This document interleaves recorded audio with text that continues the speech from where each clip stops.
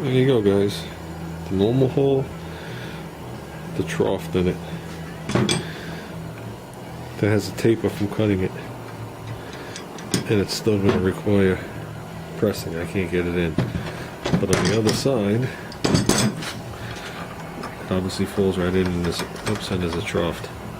So let's drill out the gasket, or let's draw out the gasket. Find how far to space the next one over. I'd hate to have to do it 3 times. I might run out of room. Yeah, okay, guys. We're on our way now. I just want to tuck this one in just a little bit. I'm going to do it to both of them. It's actually 1/8 of an inch. Will pretty much bring me where I have to be. So I'm going to take 1/8 of an inch off that elbow. I like K.E. Robinson II's suggestion. And I did mention in my last video, it accidentally got edited out with the helpful hints on the brazing. And I did mention that I wasn't able to find that solder or silver solder. I think I had to go to a plumbing supply, but I already had these brazing rods. But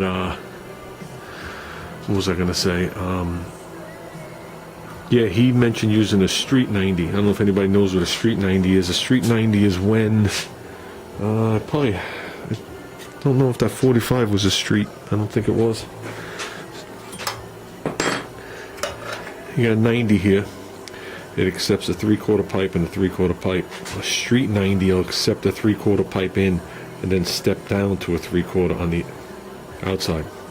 So you could, it's actually the same diameter as this, so I could have slipped it into the flange and then brazed that on.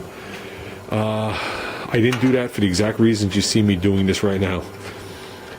I didn't want to be rushed into that part of the mock-up. You know what I mean? I wanted to be able to sit here and do it like I was doing plumbing in the house. I wanted to lay it all out. And actually, by the time I would put it into the flange, it probably would have just worked out. I would have had no variance at all. So doing it this way made me much more comfortable. And I probably wouldn't have been able to press it into the flange either. You know what I mean? It took a lot to press that pipe into that flange. I don't know if anybody realizes it came out a different color. It shaved it kinda without the shavings. So they're actually a lot longer than they're gonna be. I don't know if anybody realizes how short this intake's gonna be. It's gonna be probably down to like right here. So it's gonna be a pretty tiny intake. So okay, before I show the air cleaners, the first thing you're gonna assume is that they're the foam K&N type filters. No, you should know me better than that. These things are NOS, but they're a little scratched up and they need to be repainted. They're from Clinton's, a Clinton engine. These are what I plan on running. Even the filter's painted on the bottom, so I guess it only absorbs air from the upper half of it. I am going to redo them. I am going to stuff pieces of paper now. I'm not going to paint them any more than they already are. That's actually just like mold and dirt that grew on them. But I got a pair of them here. And those were the original air cleaners. They did not fit there, but they're definitely going to fit right here. I don't care if they're out a little bit. I extended the pegs, if you remember. Yeah, it's going to be nice. Maybe I'll lean them forward, I don't know, with the slits. Probably leave them down since they're already painted in there. It'll look like people think I painted them. But yeah, bought a pair of these bad boys. Not sure what year they were. The guy said, I don't remember if they were from the 50s.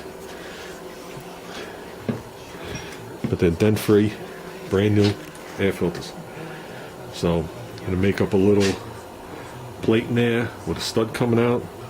Put a wing nut on there, maybe like a tri-bar, like I got on the wagon up here. Ooh, I hope I don't steal those. And I think that's going to be the deal. Definitely going to be putting my legs around these bad boys. So, okay. Got it cut out. Got it stepped. Got my piece of pipe cut. Just brazed it.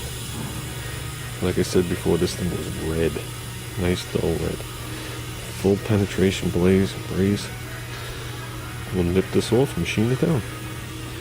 So let's do the second one. I gotta press the pipe in. Oh, we did good. So let's bring them on home, guys. Well, how's that, guys?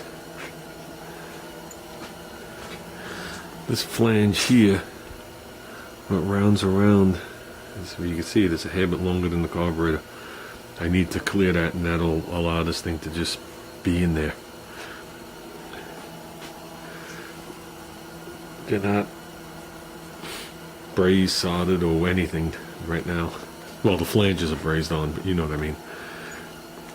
There's nothing done here and here. This is brazed, and that's brazed. So I actually brought them out a hair bit more than I originally anticipated. Not much, 1/4 of an inch. I don't know if the back one's pushed in all the way because everything is equal. It seems to be out just a smidgen more than the other one. Very close. So it might not be pushed in all the way. I do have them being held up there by magnets. And I haven't angled the carburetors yet. The carburetor is definitely going to tilt this way. I have to put it on the ground and level that all off. So, oof, sorry. But doesn't look like there's much room for the air filters, I can tell you that. It's going to be putting your legs around them. But definitely makes the motor package seem a little smaller and tidier. You know what I mean? It definitely shrinks everything down. And with that plate back on top of the engine, which there shouldn't be any issues with that carburetor in between the two engines like that. So I did tuck the flanges in just a little bit. You know what I mean? They're all behind the cover a little bit. I could have put them all the way out, and then it would be, zero issues with any kind of fitment, but I just thought the carburetor was sticking out too far. So I like it.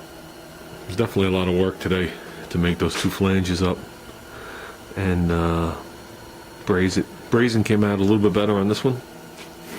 I went and got new glasses. Couldn't see out of the old ones. So with the new glasses, I was able to have a little more control of what I was doing. So still got a rod left and like a half of one. And I think what I'm going to do now is I think I'm going to clean up out here a little bit. Should be nice if I could start them, but I can't. The carburetors will just fall off. So, and I think this is what people were asking me to do. They want to see this thing, this tank, that tank, any tank. They wanted it down low. I don't want to dent this. The tank doesn't even have dings on it. So that would put the tank right back into the curve of it, with like a cap on each side. I won't make it tight though, it'll be down just a little bit centered. Sorry for the camera. And the petcocks will be higher than the carburetors, that's all that matters.